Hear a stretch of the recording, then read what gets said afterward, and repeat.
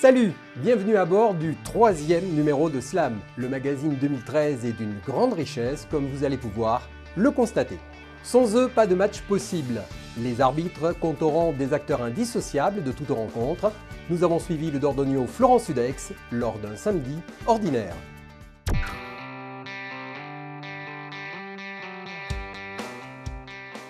J'ai commencé à arbitrer à l'âge de 16 ans parce qu'en fait, à cette époque-là, quand on n'était pas bon joueur, on disait essaye de te tourner vers l'arbitrage. Aujourd'hui, la politique est totalement différente, mais à cette époque-là, ça se passait comme ça. Au jour d'aujourd'hui, je suis très content du niveau auquel j'ai atteint. Il y a 4 ans de ça, on m'avait dit tu siffleras en pré-national, j'aurais dit vous êtes fous. Au jour d'aujourd'hui, je prends les matchs comme ils viennent et les saisons comme elles arrivent et je profite un maximum. On reçoit la convocation 15 jours, 3 semaines avant la rencontre. Après, une rencontre, ça se prépare, on regarde quand même le classement. Là, on est sur les phases retour, donc on regarde le résultat qu'il y a eu au match aller. L'enjeu du match aussi, si c'est un match pour une montée, pour une descente. C'est qu'il faut qu'on soit cohérent au niveau de l'arbitrage. S'il y en a un qui siffle d'un côté, il faut que ça soit sifflé de la même façon de l'autre côté. Et ça, on pourra pas, qu'on ne le reproche pas. Ouais. Voilà. Odile, 24, chrono, feuille. D'accord, ok. Donc ce soir, un match important, d'accord. Alors on va sortir de l'enjeu. La Ligue d'Aquitaine recense actuellement 147 arbitres officiels, dont 113 sifflent au niveau régional et 44 au niveau national.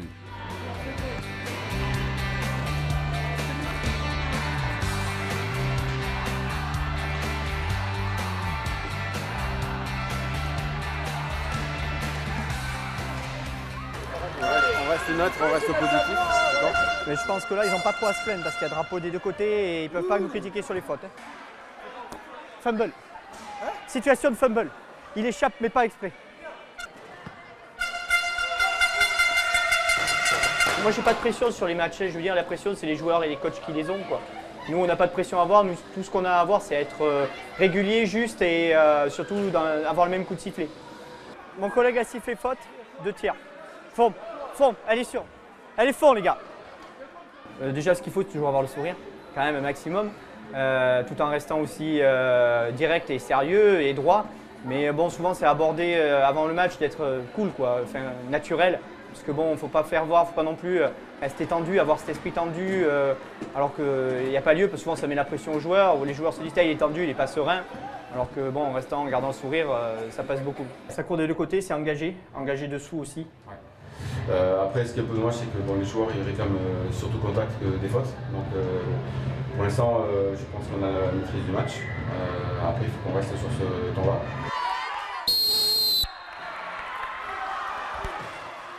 On va calmer tout le monde. Douze. Anti-sportif, 2 tirs.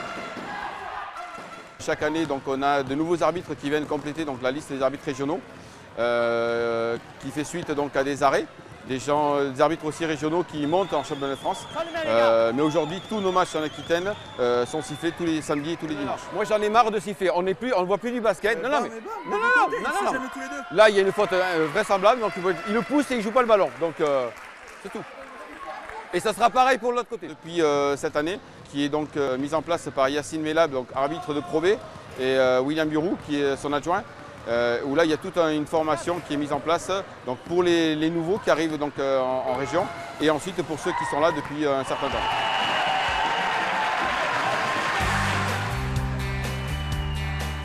Une centaine de rencontres sont officiellement arbitrées chaque week-end lors de la saison régulière.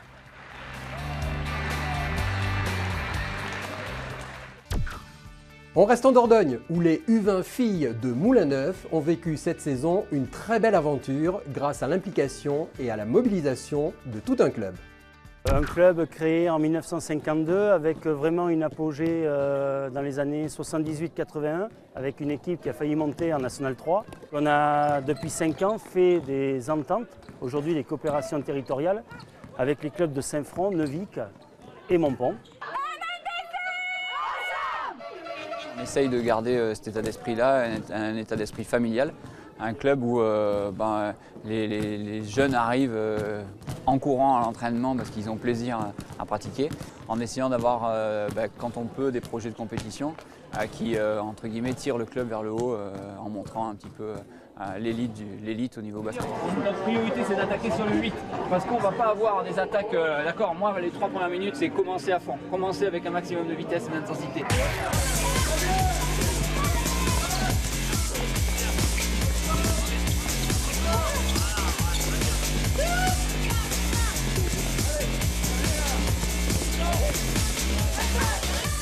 On a l'intention d'intercepter ce passe, alors que moi, ce que je veux, c'est qu'on soit positionné correctement entre la joueuse et le panier. Juste ça sur le repli défensif. En étant salarié, je pense que ma mission principale, c'est d'accompagner les jeunes au début de la formation. Et quand on peut, c'est le cas pour elle, depuis petite, c'est d'essayer d'accompagner des projets de compétition pour justement avoir tout le temps, entre guillemets, des rêves pour les enfants et de voir voilà, le niveau au-dessus, d'essayer tout le temps de s'entraîner pour pratiquer. Prenez votre temps, prenez votre temps. On est largement de devant, donc tout le jeu de passe, hein, c'est à nous de l'assurer. Okay.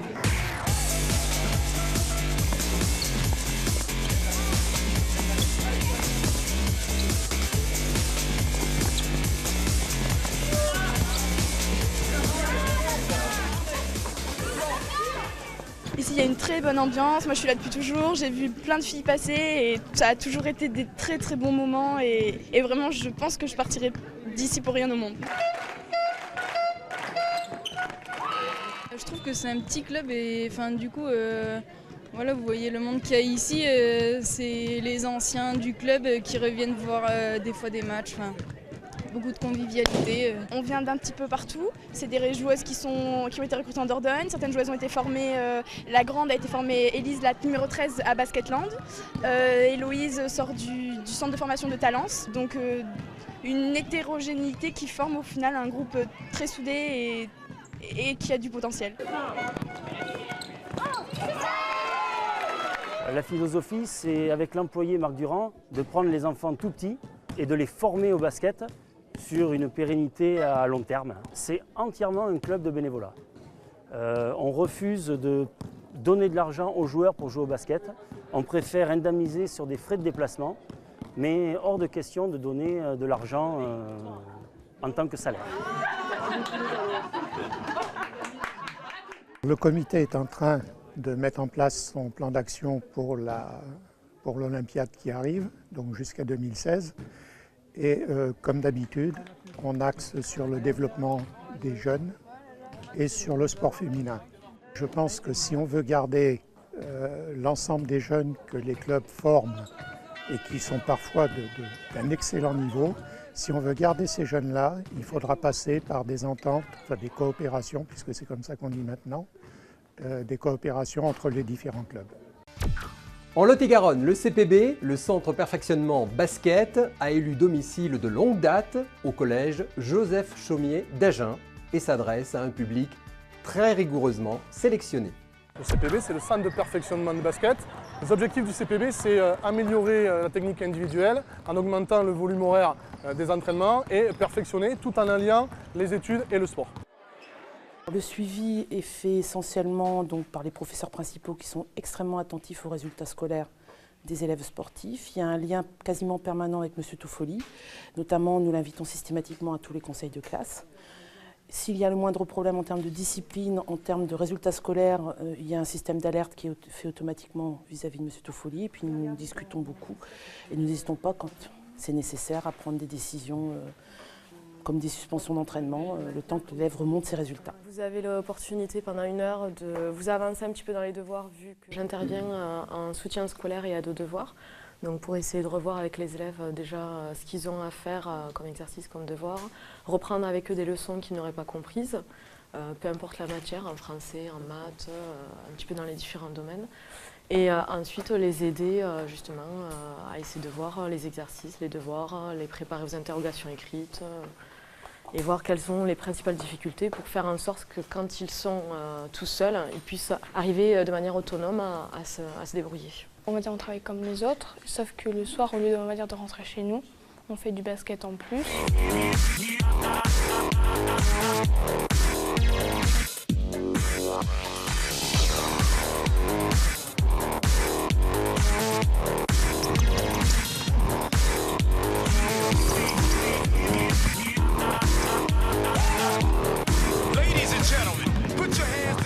ils ont répondu à un dossier qu'ils ont récupéré auprès de moi au comité de basket.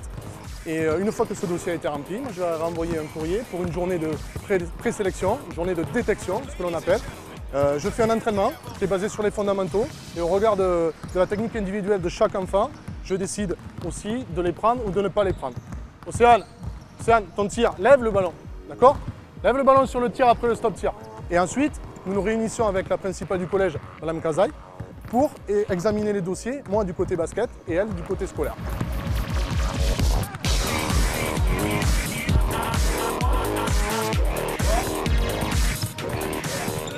On va commencer par départ direct, départ croisé. Donc vous allez vous mettre 4 ici avec un ballon chacun face à ce plot. 4 ici à la ligne médiane, un ballon chacun face à ce plot. Et vite, en place. Sur le côté sportif, ils ont obligation d'être à l'entraînement. S'ils sont blessés, obligation de fournir un certificat médical. D'accord ? Et s'ils sont blessés sans certificat médical, ils ne peuvent pas jouer dans leur club quand il y a des journées de championnat. Sur le plan scolaire, moi j'assiste au conseil de classe et je prends des notes sur tout ce qui est dit sur chacun d'entre eux. Je trouve que c'est très bien parce que bon, déjà on a 2 entraînements par semaine, plus notre club, donc ça nous remplit la semaine. C'est très bien pour améliorer ses capacités. C'est bien, ça m'a fait progresser dans le basket. Ça me rapporte des entraînements en plus pour avoir plus de capacité au niveau offensif et défensif. Certains restent les 4 ans, de la 6e à la 3e, certains s'en vont avant, d'autres comme Lucas s'en va au Pôle Espoir l'année prochaine. Donc ça c'est une de mes grandes satisfactions, c'est de pouvoir travailler aussi en connivence avec le Pôle Espoir à Mont-de-Marsan. Et ça c'est très important pour moi parce qu'on voit leur progrès quand ils sont passés ici et on voit encore plus leur progrès quand ils vont passer au Pôle Espoir, puisqu'en plus ils grandissent, donc voilà. C'est la suite logique des choses, on va dire ça comme ça. La venue du président de la Fédération française reste un événement. Jean-Pierre Sutat était à Meillons-sur-Garonne ce printemps. Il fut question de coopération territoriale et du projet de classe multisport au collège Jean Moulin de Marmande et d'un petit peu de fiesta.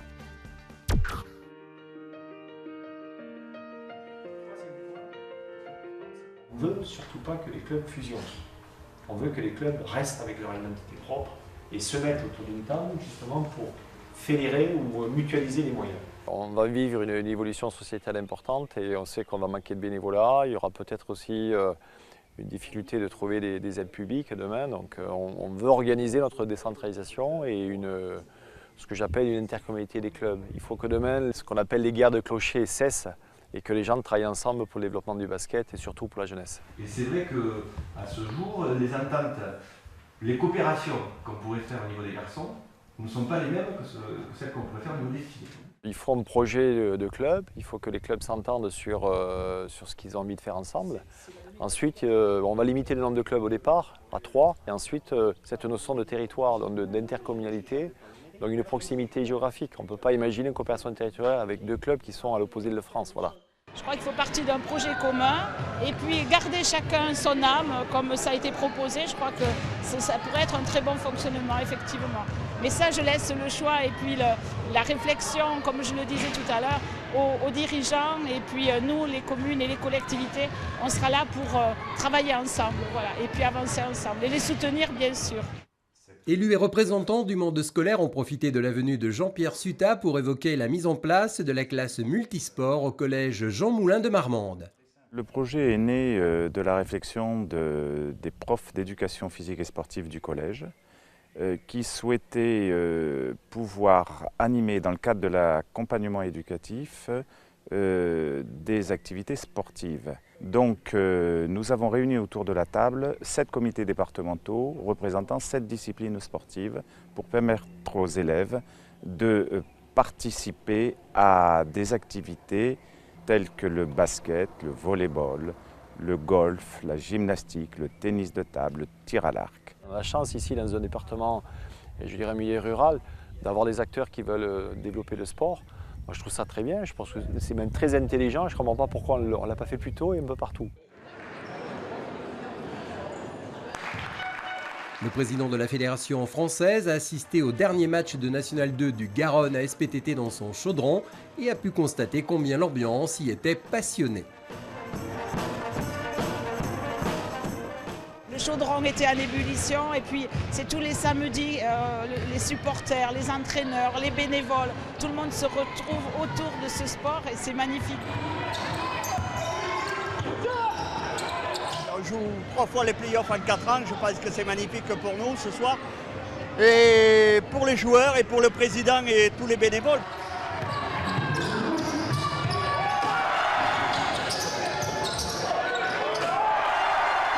Ah, le basket des champs est toujours différent du basket des villes, mais bon, moi je viens des champs aussi. C'était très sympa. Un match qui s'est tenu à rien avec de belles équipes qui ont joué le jeu. Et puis c'est bien pour l'équipe ici de terminer en beauté.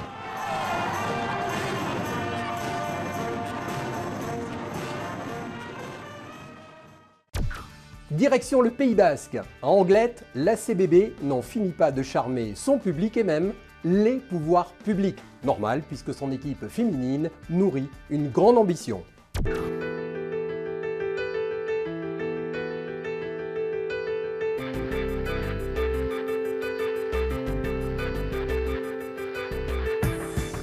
Trois points importants. Anglette Côte Basque Basket, la création d'une école de basket labellisée, la création d'une section Minime France, la création d'une section Cadette France, mais également en même temps accompagner donc, notre équipe Fagnon donc, de senior filles jusqu'en National 1. Voilà. Aujourd'hui, 2 de ces points sont parfaitement réalisés, c'est-à-dire la labellisation de l'école de basket depuis 2005, les Minimes France depuis maintenant 4 ans. À partir de la saison prochaine, donc, nous inscrivons une équipe en cadette France. Donc là, on aura 3 points réalisés. Et à ce jour, l'équipe première est en passe de pouvoir monter en National 1.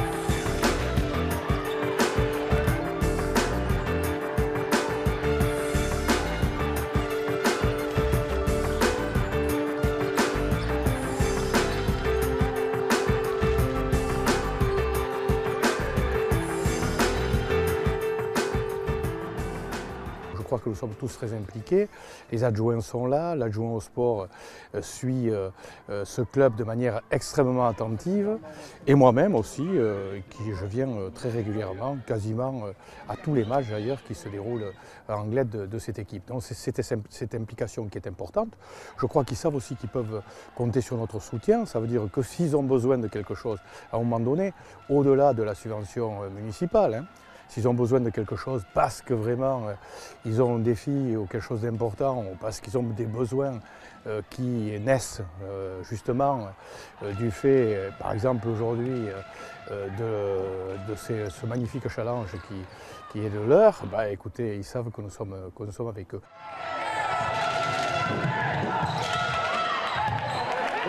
Le basket aura la salle qu'il veut. Celle-ci, c'est une salle de 600 places. Qui leur est dédié, mais si demain ils veulent aller dans la salle de 1600 places, c'est à eux d'y aller. Mais quand on est à la salle de 1600 places, le seul problème c'est qu'il faut la remplir.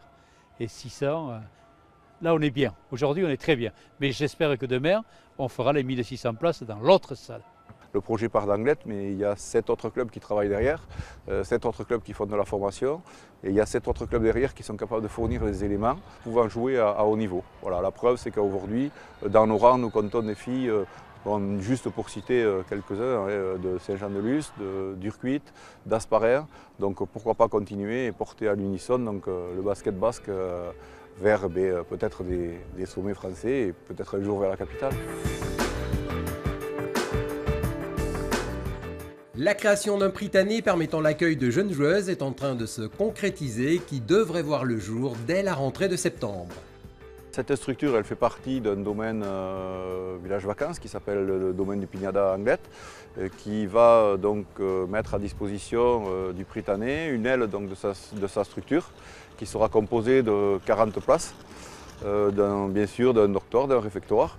Le Prytanée va être axé sur une formation bien sûr, mais surtout par rapport aux pensionnaires de ce Prytanée, un parcours bien balisé en termes de scolarité, en termes de santé et bien sûr en termes après sportifs.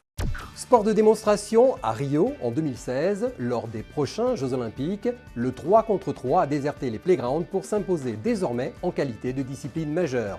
Le tournoi universitaire de Talence a assuré cette année la promotion régionale de cette nouvelle pratique. La principale règle, c'est la règle du temps. Nous avons 12 secondes pour attaquer, ce qui implique une rudesse moindre. La règle du comptage des points valorise le tir à 3 points, puisque le tir à 3 points devient 2 points, mais le tir à 2 points devient 1 point. Et ensuite, c'est l'aspect transition, rapidité. On essaye d'enchaîner le plus rapidement les actions. Dès qu'un panier est marqué, on ne fait pas de remise en jeu. On ressort très vite la balle. Donc c'est un jeu où il faut transiter, comme on dit, très vite, passer d'un statut à l'autre. Le 3 contre 3, en tant que basketteur d'ailleurs, je pense qu'il y a un secteur de développement très important. C'est une nouvelle pratique, beaucoup moins contraignante que le 5 contre 5 et qui colle exactement à notre public universitaire qui ont à gérer les études, les nouveaux logements, se faire à manger, la vie étudiante, quoi.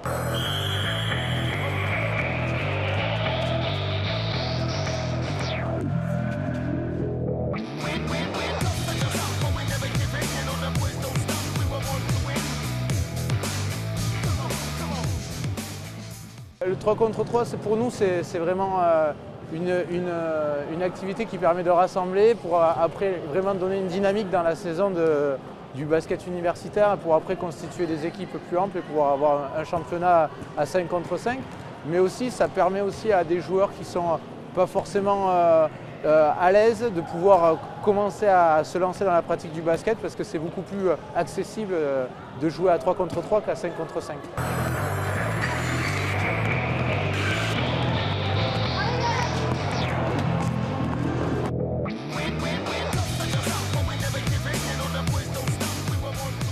On évolue plus individuellement, plus au niveau de la technique. Alors que sur du 5-5, on va plus avoir tendance à apprendre à jouer avec ses coéquipiers. On rencontre plein de monde qui pratique le basket, certes à différents niveaux, mais voilà, on prend plaisir. Enfin, pour moi, pour ma part, c'est que de plaisir et ça nous fait jouer au basket et courir aussi. Voilà. Ça apporte une technique de jeu différente dans le sens où on a plus d'espace, on peut plus jouer les 1 contre 1 personnellement. Après, il y a plus d'opportunités que sur un jeu à 5 sur un terrain. C'est bien de se regrouper comme ça parce qu'à tous les niveaux, il y a des personnes qui jouent en départ jusqu'à National 2, peut-être même National 1. C'est intéressant de voir les différents niveaux et de jouer ensemble, quoi. Il y aura le 5 contre 5 et le 3 contre 3. La Fédération française de basket souhaite vraiment faire le distinguo en faisant du 3 contre 3 sous forme d'événements ponctuels. Pas comme un championnat qui dure toute l'année, ça c'est le 5 contre 5. Le 3 contre 3 c'est ça, c'est le show. Il y a des concours de smash associés, des concours de meneurs. Des concours de tir à 3 points, il y a de la musique, donc c'est vraiment un concept différent.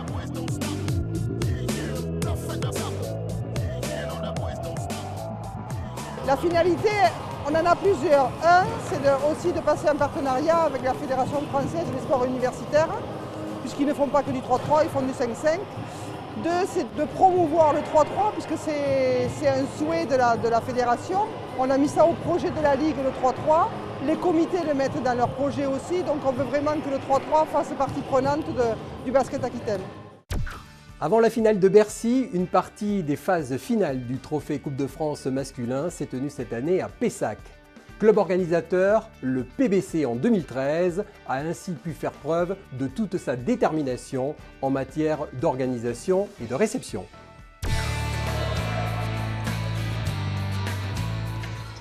Club formateur, passé maître dans l'art de l'organisation, l'entente Pessac Basket Club aime aussi à recevoir dans la salle François Mitterrand.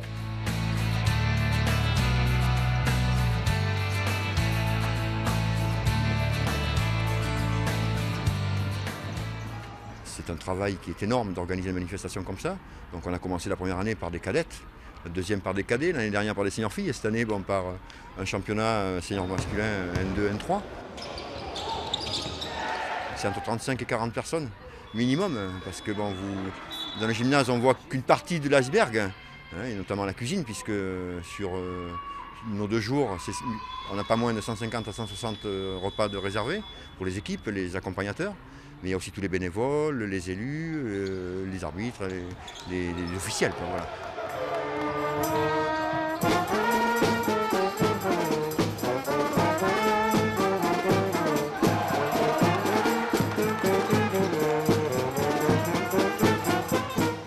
En termes de logistique, il ne faut pas avoir les deux pieds dans le même sabot. Donc notre expérience en termes d'organisation nous sert. Mobiliser tous les bénévoles pour être présents sur les lieux, le lieu de la restauration, pour être présents ici, il faut aussi des bénévoles à la buvette, il faut des bénévoles qui font la sécurité, il faut des bénévoles partout. C'est usant pendant 2 jours, mais c'est la bonne fatigue.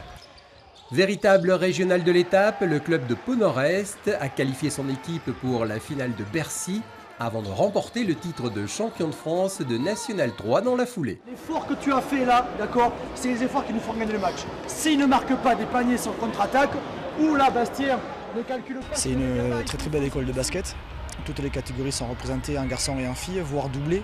Il y a plus de 26 équipes, je crois que c'est le 6e club en nombre de licenciés en France. C'est vraiment un pur club amateur qui est basé sur la formation. On a beaucoup de petites villes moyennes et on ne peut pas lutter en termes de finances. Donc je pense que la stratégie serait plutôt de la formation et éventuellement faire venir le 1 ou les 2 joueurs qui vont donner un super plus. Or, il y a beaucoup d'équipes qui ne font pas ça et je trouve ça dommageable. Maintenant, chacun sa politique et chacun fait ce qu'il veut, c'est mon avis. La formation, c'est quelque chose de très important pour nous également, puisque nous travaillons ensemble. Là, nous avons lancé la première formation commune entraîneur-arbitre depuis le début de la saison. On est à l'étape 1, l'année prochaine on passera à l'étape 2 et puis à la fin du mandat j'espère qu'on sera sur une totale formation commune des arbitres et des entraîneurs. Mais on ne s'est pas arrêté là puisqu'on a également mis en place une formation commune pour les entraîneurs de sport adapté et les entraîneurs de basket fédéraux. Voilà, donc on est vraiment axé également sur la formation en Gironde.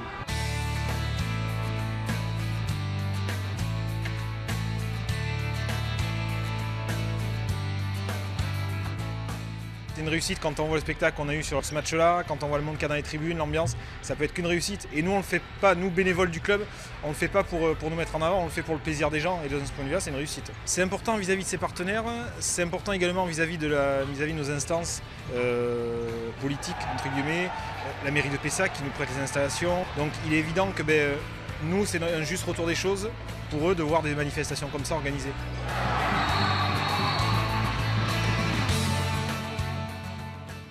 Elles sont belles, elles sont sympas et elles excellent dans leur domaine de prédilection. Elles, ce sont les joueuses de Basketland dont la trajectoire n'a de cesse de surprendre. Très agréablement.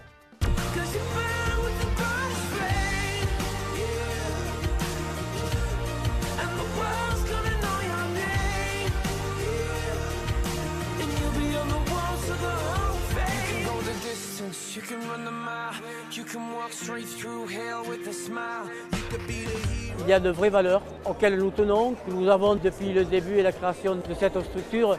Et je crois que les gens se reconnaissent au travers de ces valeurs. Ils viennent nous soutenir parce que même quand on ne pratique pas le meilleur basket, les filles, en tout cas, dans tous les cas, je dirais, mouillent le maillot et donnent tout ce qu'elles ont. Donc ça, je crois que les spectateurs et les supporters aiment.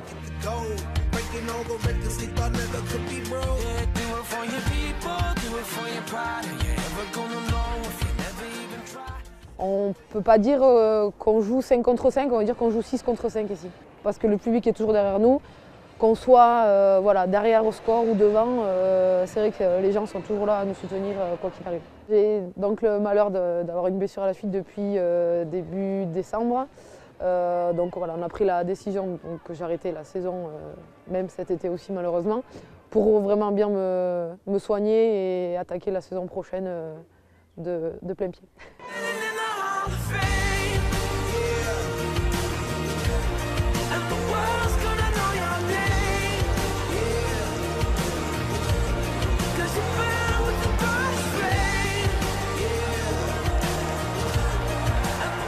Ce qui est important des clubs comme Basketland, par exemple, où on est ce soir, c'est qu'il y a une vie sociétale autour. On sent vraiment que la population vit pour son club de basket. Il y a vraiment autre chose que le basket. Donc le basket est un support, mais il y a vraiment une vie qui se crée autour et ça, c'est très très intéressant.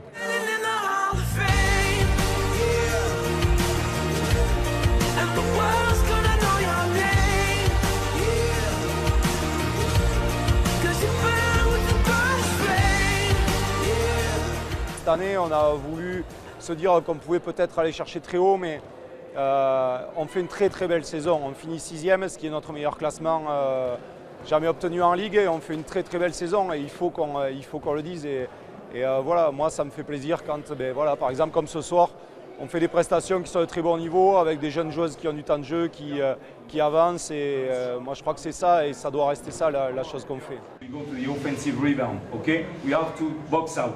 We have to box out. Take the ball like this after we can play, okay? Et venez chercher la balle le plus vite, okay? We have to come early to want the ball. On n'a pas des budgets qui sont hyper extensibles et on sait qu'on ne fait pas partie des gros budgets. On sait que si on veut rester justement dans cette tranche haute du championnat, avec le 11e, 12e, 13e budget comme on a pu avoir, il faut qu'on soit malin et surtout il faut que, voilà, qu'on bosse, qu'on ait beaucoup d'abnégation, qu'on continue à créer une osmose entre des joueuses pour permettre justement d'arriver à battre des équipes qui sont bien plus fortunées que nous.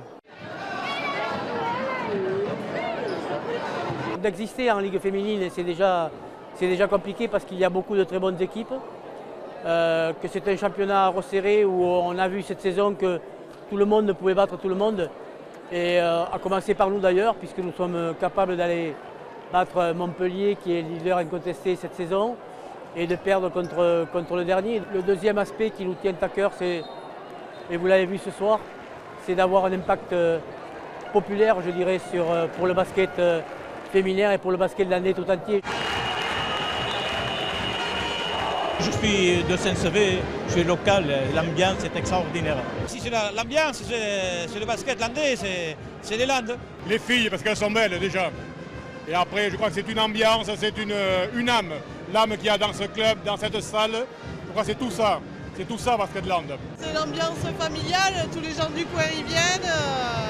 On est près du terrain, on est près des filles, elles viennent nous voir, elles nous font la bise.